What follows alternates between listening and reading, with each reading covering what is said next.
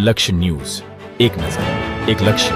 Children research university Gandhinagar ખાતે આજે તપોવન કેન્દ્રના લાભાર્થી સગર્ભા બહેનો માટે 9મા સામૂહિક સીમંતન સંસ્કાર કાર્યક્રમનું આયોજન કરવામાં આવ્યું. આ પવિત્ર અને વૈદિક વિધિવત સંસ્કાર પ્રસંગે સગર્ભા માતાઓ અને તેમના ગર્ભસ્થ શિશુના આરોગ્ય, સુખ, સ્નેહમય જીવન માટે મંત્રોચ્ચાર અને વિશેષ વિધિઓ દ્વારા શુભ સંસ્કાર સંપન્ન કરવામાં આવ્યો.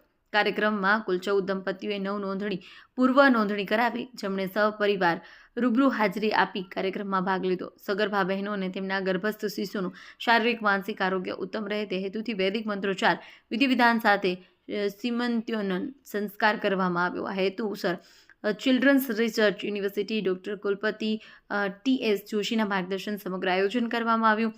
સીમંતોન્યન સંસ્કારની વિધિ શ્રી જયદેવ ધાંધિયા દ્વારા પૂર્ણ કરવામાં આવી હતી. લક્ષ્ય ન્યૂઝ, સંજય નાયક. નમસ્તે.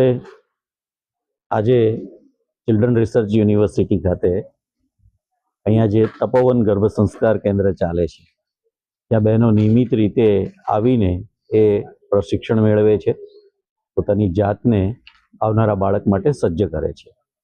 એવા તપોવન કેન્દ્ર મારફતે આજે સીમંતોનયન સંસ્કારનો કાર્યક્રમ યોજાઈ રહ્યો છે.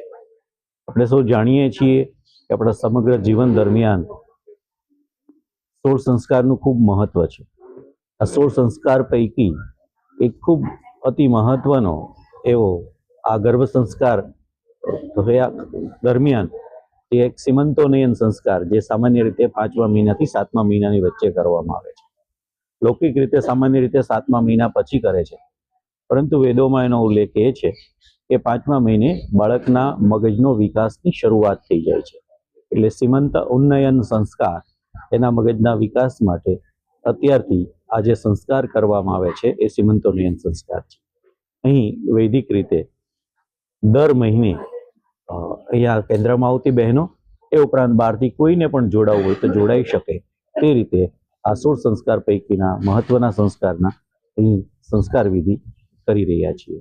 Thank you.